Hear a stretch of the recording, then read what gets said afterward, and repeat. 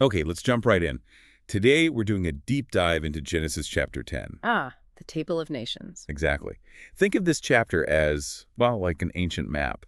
It's an account describing how the text sees the earth being repopulated after the flood. Right, through Noah's three sons, Japheth, Ham, and Shem. It lays out this framework for understanding the origins of the early nations and peoples that the author knew. Yeah, it's less like a modern atlas, more like a genealogical blueprint. It shows how the world, in their view, diversified from this single family. It starts right after the flood, listing the sons born to Noah's sons. Mm-hmm.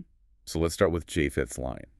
The text lists his sons, Gomer, Magog, Madai, Javan, Tubal, Meshech, and Tiras. Yep, those are the main ones. And then it drills down a bit. Right. It gives us grandsons, too. From Gomer, we get Ashkenaz, Rephath, and Togarmah. And from Javan, Elisha, Tarshish, the Kittim, and the Rodanim.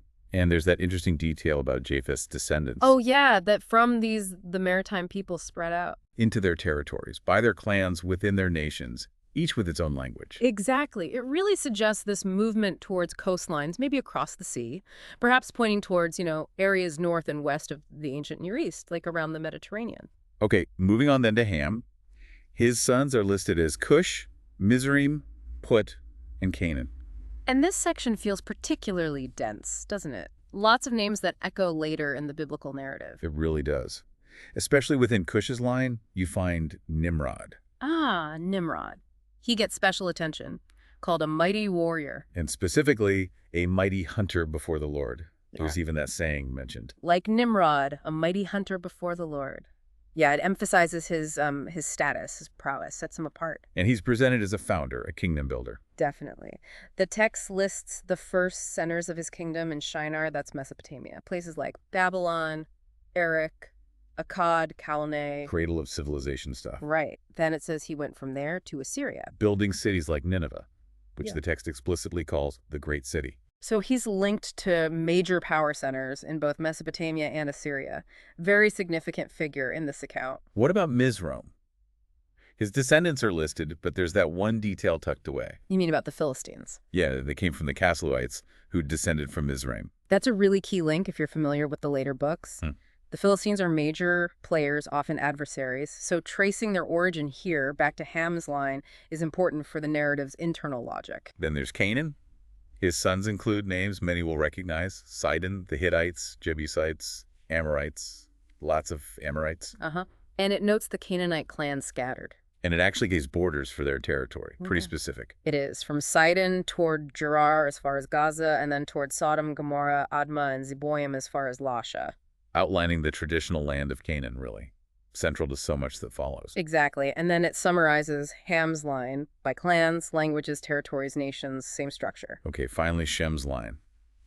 The text points out Shem was the ancestor of all the sons of Eber. Right. His sons are Elam, Asher, Arphaxad, Lud, and Aram. And following Arphaxad's line leads to Eber. And Eber is highlighted because he had two sons. One was Peleg. Peleg. And there's that explanation for his name. Yeah, because in his time, the earth was divided. The earth was divided. That just hangs there, doesn't it? What's the thinking there? Well, the text itself doesn't fully elaborate right here. It could hint at the linguistic division at Babel, which comes up in the next chapter, or maybe a more general geographical scattering. Or political divisions. Possibly. It just gives it as the reason for his name. Happened during his lifetime. And Eber's other son. Joktan. And he had a whole bunch of sons listed, 13 of them. And their location is given too.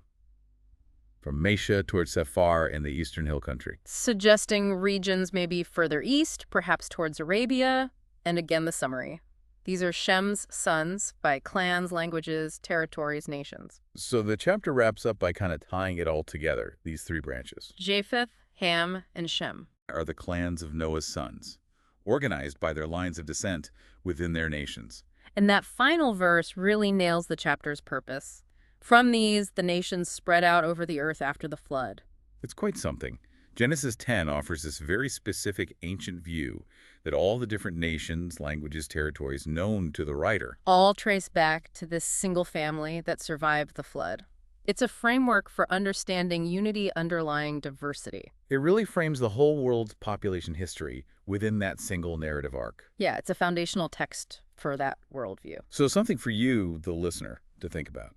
This ancient account presents global diversity, all the peoples, cultures, languages you see as stemming from one family line.